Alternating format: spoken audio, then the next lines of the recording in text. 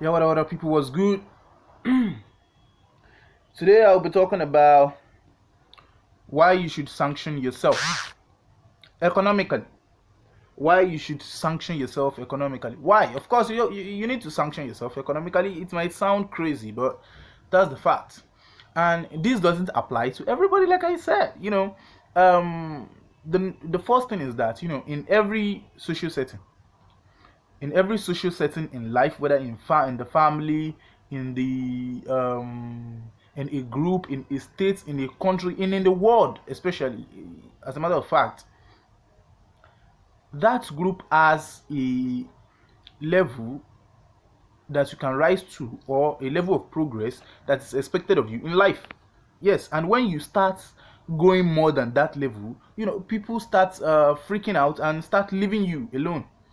People will start not to interact with you anymore. And this usually causes social ostracization. You get ostracized and you get lonely. Even though this might not, I don't want to bore you with this, what's the name, but what I'm trying to say is this. It's still the beginning of the video. But what I'm trying to say is that when nobody, that kind of position where nobody is ready to help you. Nobody is ready to help you, and you have no capacity and ability to help yourself. What should you do at that point in time? Number one is to solve your present situation. What's your present situation? Let's say you work somewhere now, right?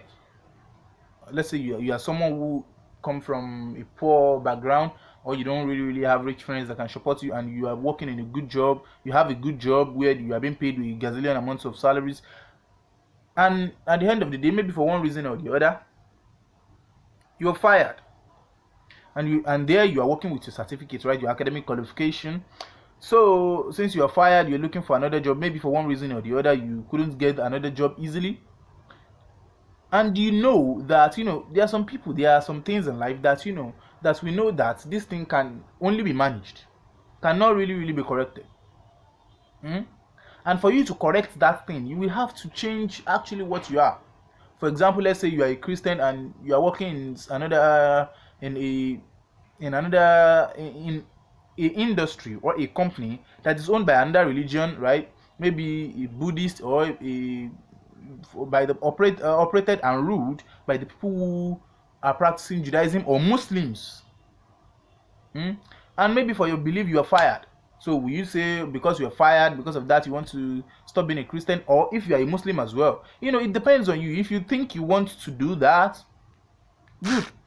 If you think, okay, because you're a Muslim you're fired, then for you to get hold of, and let's say maybe you are in a country where Muslims are despised or Christians are despised, of some things that you can't change about yourself, is the reason why you get ostracized. Is the reason why you are lonely. Is the reason why you are helpless and no one is ready to help you. And this thing that they are punishing you for, it's something you can't trade for anything else. What do? You place yourself on sanctions. What is a sanction? Let me talk about this or analyze this like a political sanction.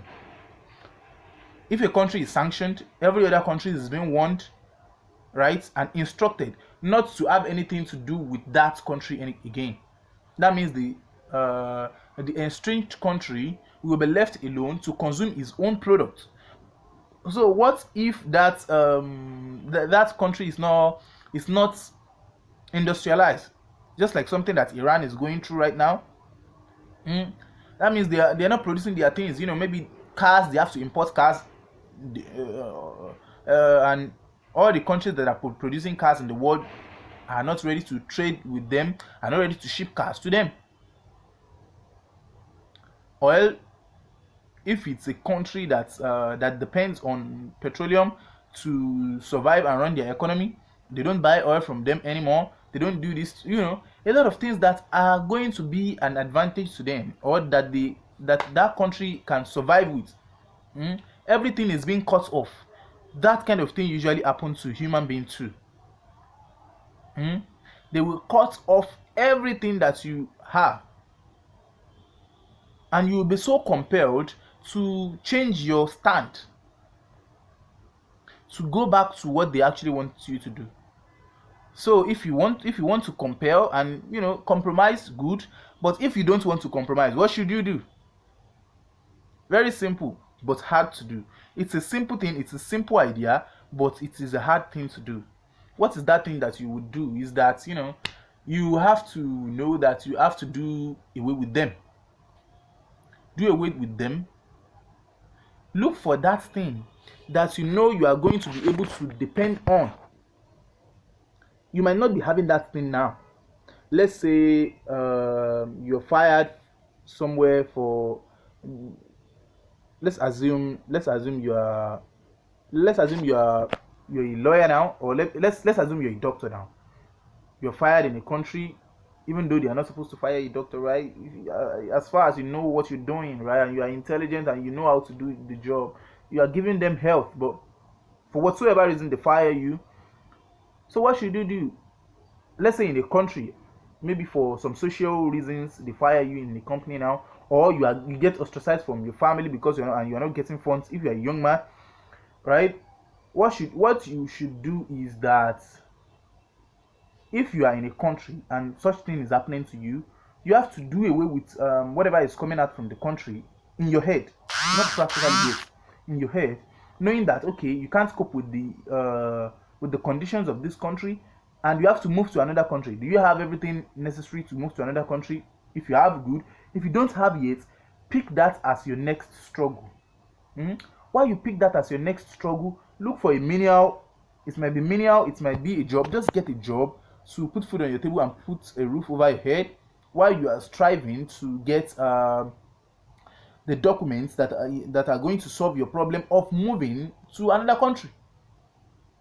And once you move to another country, but in most cases, let me tell you, life has a way of making this thing look very impossible. Not only look impossible, it's usually impossible. Impossible, sorry, not impossible. It's usually impossible. And you just have to cope with it. That's in the case that if it's a country, right? But if it is not a country, let's assume it is you get ostracized from your family or something like that as a teenager. I've seen a lot of these. The reason why I used to say this is that it happened to me as well, right? And I have seen a lot of people who are in these shoes. But instead of them to do the right thing, they are not. They don't want to be homeless. They don't want to be freaking out. They don't want to do away with the women that they are rolling with. They don't want to stop going to cinema. They don't want to stop going to clubs. They want to get a job that they can rely on, but they want to get a job that can get them money to sponsor the lifestyle they are living currently, instead of them to go through the pain, bow to the process, and get them something that they are going to be in control of that thing.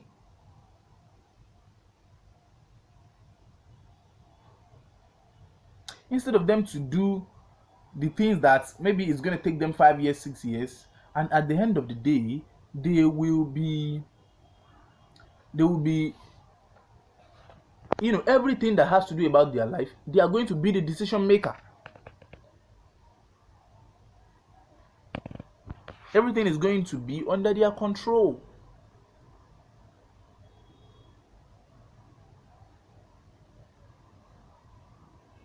So what you have to do is to place yourself on sanctions. They have placed you on sanctions. You have to inflict more sanction on yourself and bow to a process while you are pursuing what you want.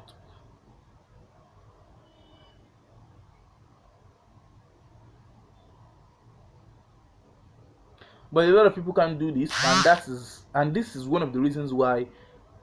And let me tell you, if you belong to a certain class, let me say you belong to the lower class of the society, you can't become one of the higher people in the high class of the society without going through this process. I'm not going to lie to you. Actually, I'm not actually. I don't belong to the rich class. I'm a Nigerian. I don't belong to the rich class. I don't. Can I say I belong to? I wasn't born to be in the upper middle class as well. But what I can say is that I have been able to move from being the lowest class, not just the lower class, right? The lowest of the classes, mm, by myself to move to the middle class. Whether upper or lower middle class is middle class. So that is it, and I'm able to, even though and maybe because I'm not having a lot of responsibilities on me right now, I've got no kids, I've got no wife, but the point is, anything a man of my age can do, I'm doing it. Why? Because I took some time to go through those times of pain. And if you want to move, you want to really change your life from a certain level to another, you have to bow to that process. Because if you don't, you have to bow to that process whether you like it or not. That's the point. You just have to bow to the process and take it as it is.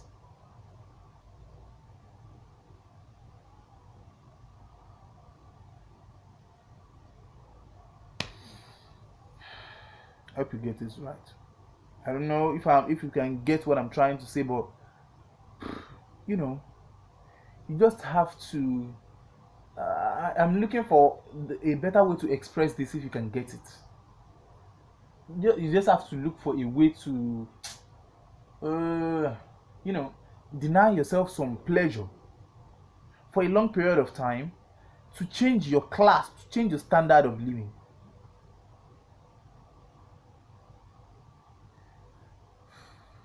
It's usually ending, someone that used to have 3 square meal before, even 5 and 6 can afford 6, 7 square meal before, not being able to afford 2 square meal.